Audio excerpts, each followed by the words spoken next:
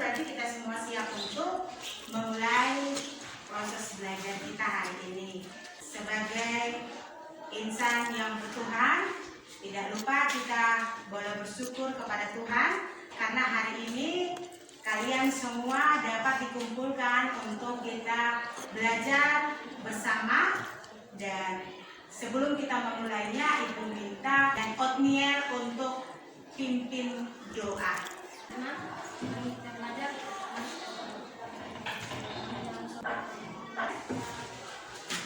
Sebelum kita memulai pelajaran, Ibu ingin bertanya terkait dengan materi yang sudah kita pelajari pada pertemuan minggu yang lalu. Kita sudah belajar tentang sistem pencernaan.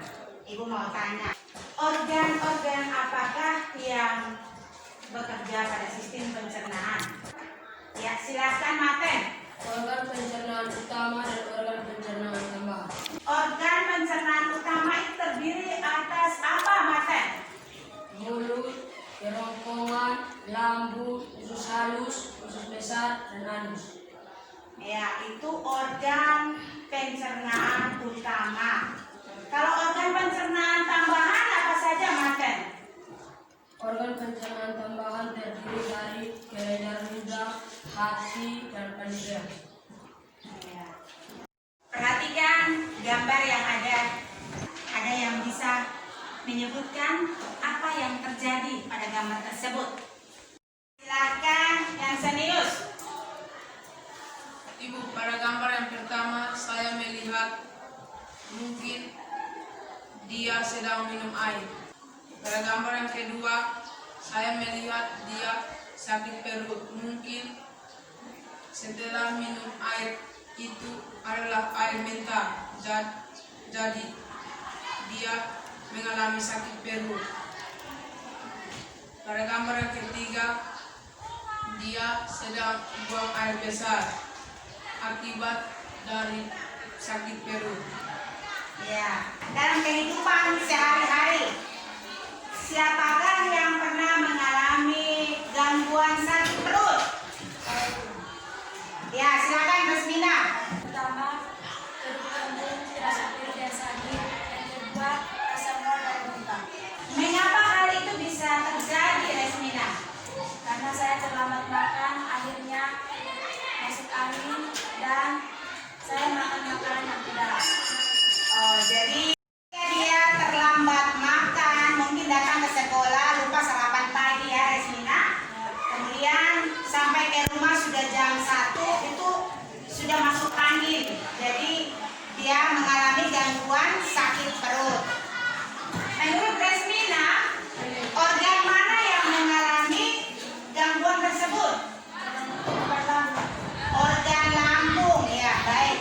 Tujuan pembelajaran yang pertama, melalui pengamatan video, peserta didik dapat mengidentifikasi jenis-jenis gangguan yang berhubungan dengan sistem pencernaan pada manusia. Tujuan yang kedua yang akan dicapai yaitu melalui studi literatur, peserta didik dapat menganalisis penyebab dan cara menjaga kesehatan organ sistem pencernaan pada manusia. Menampilkan video pembelajaran yang berkaitan dengan materi yang akan kita pelajari. Ibu harapkan kalian semua dapat memperhatikannya dengan baik. Kenapa ya? Itu bisa sakit. Ini kok, gangguan atau penyakit pada organ pencernaan umumnya disebabkan oleh makanan yang tidak sehat dan pola makan yang tidak teratur. Aku jadi ingat minggu lalu pas aku kena diare. Kok bisa, Bu? Minggu lalu aku makan bakso di taman dan aku pesan yang super pedas. Ya, pada saatnya kamu sakit dong. Iya Pipo, aku baru tahu loh kalau diare sering disebut juga muncul. Kata dokterku, seseorang jika kena diare mengalami buang air besar yang lebih sering dan encer dari biasanya, sama kayak yang aku alami. Walaupun termasuk penyakit ringan, tapi kalau tidak mendapat perawatan yang benar, diare bisa jadi bahaya loh. Dan setahuku, diare dapat disebabkan oleh beberapa faktor. Bisa karena lingkungan kebersihan makanan yang buruk, alergi terhadap makanan, atau terlalu banyak makan makanan yang asam dan pedas. Diare juga dapat menjadi salah satu gejala dari penyakit seperti malaria, campak, cacingan, dan infeksi usus. Biar sembuh, dokter menyuruh aku minum Oralin. Oralin adalah larutan yang terbuat dari campuran air matang yang diberi gula dan garam. Makan secara teratur, yaitu minum anisatori dan hindari saat makan. Hindari juga tempat makan yang kebersihan yang tidak terjaga. Boleh jaga kesehatan pencernaan kita. Sampai ketemu di pembahasan selanjutnya ya. Setelah kalian menyimak video yang sudah ditampilkan tadi, Ibu kasih kesempatan untuk kalian dapat merumuskan pertanyaan. Dan pertanyaan ini akan menjadi satu masalah yang akan kita selesaikan sebentar dalam diskusi kelompok. Ada yang mau memberikan pertanyaan? Silakan. Saya. Oke. Apakah jenis makanan tertentu yang kita makan dapat menyebabkan gangguan pada sistem pencernaan? Ya, pertanyaan yang bagus. Ibu catat di papan ya.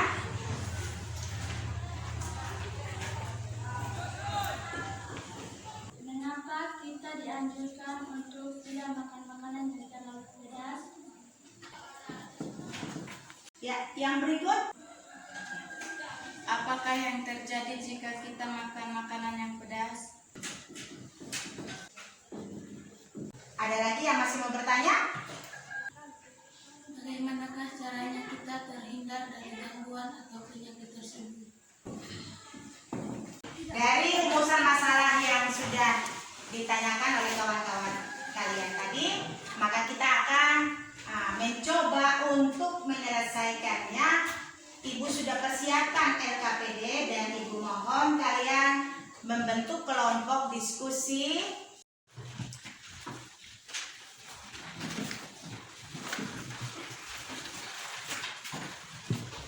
Anak-anak, mohon perhatikan LKPD yang sudah Ibu bagikan. Ibu kasih kesempatan kalian 10 menit untuk mengerjakan setiap pertanyaan yang ada, di mana setiap kelompok masing-masing akan maju ke depan, kemudian membacakan hasil diskusinya.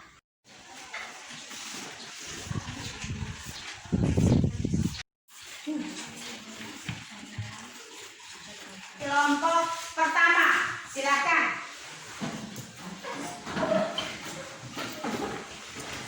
Teman-teman, kami dari kelompok 1 akan menyampaikan hasil diskusi kami dari nomor 1 sampai 2. Gambar yang pertama, nama penyakitnya karies gigi. Penyebabnya pertama bakteri, kedua banyak mengonsumsi makanan yang manis, ketiga kebersihan mulut yang buruk. Gambar yang kedua, nama penyakitnya sariawan atau luka lidah. Penyebabnya banyak mengonsumsi makanan yang pedas dan asam. Teman-teman, perkenalkan kami dari kelompok 2 akan menyampaikan hasil diskusi kami dari nomor 3 dan nomor 4. Gambar pada nomor 3, nama penyakitnya esophagitis. Penyebabnya 1. Reflux atau naiknya asam lambung ke kerongkongan, 2. Alergi, 3. Infeksi bakteri, 4. Pengaruh obat-obatan. Gambar pada nomor 4, nama penyakitnya MAH atau gastritis.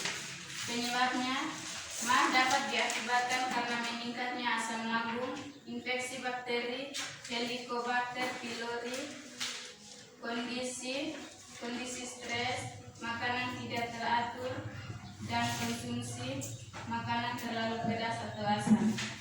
Cara mengatasi MAH atau gastritis: makan teratur, makan secukupnya, hindari makanan yang memicu produksi asam lambung berlebihan seperti makanan asam, makanan pedas, dan minum kopi, menghindari stres. Ya, ayo semangat. Teman-teman, kami dari kelompok 3 akan menyampaikan hasil diskusi kami. Gambar pada nomor 5, nama penyakitnya radang usus buntu. Penyebabnya gangguan atau penyakit yang satu ini menyerang usus buntu, di mana keadaan ini terjadi karena usus buntu terinfeksi oleh bakteri. Radang usus buntu terjadi karena lubang antara usus buntu dan usus besar tertutup atau biji cabai.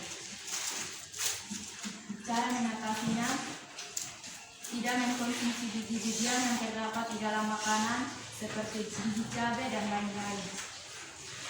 Gambar yang keenam, nama penyakitnya hemoroid atau wasir. Penyebabnya pembekakan atau pembuluh darah yang membesar. Cara mengatasinya, menjaga kebersihan anus dan kurangi duduk yang berlebihan. Ya. Teman-teman, kami dari kelompok 4 akan mempresentasikan hasil diskusi kami tentang bagaimana upaya kita dalam menjaga kesehatan organ-organ sistem pencernaan supaya tidak mengalami gangguan. Upaya untuk menjaga kesehatannya yaitu yang pertama, cara merawat mulut. Cara merawat mulut dengan hidup sehat, gosok gigi minimal 2 kali sehari, yaitu pagi setelah makan dan malam sebelum tidur, dan rajin membersihkan lidah. Yang kedua, kerongkongan. Cara merawat kerongkongan yaitu menghindari mengonsumsi makanan yang bersifat pedas atau panas, berminyak atau berlemak, kafein, dan tidak mengonsumsi alkohol dalam porsi yang banyak. Yang ketiga, lambung.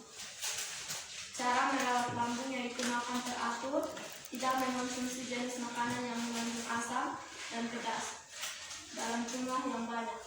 Kurangi stres dan istirahat yang cukup. Terkait dengan materi yang kita pelajari hari ini, melihat pada kehidupan kita sehari-hari, ini biasanya terjadi. Ada yang pernah mengalami sakit perut, atau ada yang pernah mengalami buang air besar tetapi sangat sulit, ada yang pernah mengalami peradangan usus buntu. Itu biasanya terjadi di lingkungan sekitar kita. Itu berkaitan dengan organ-organ pencernaan yang mengalami gangguan. Bagaimana cara untuk kita menghindarinya agar kita tidak mengalami gangguan tersebut? Maka kita harus memperhatikan pola makan kita. Makan harus teratur.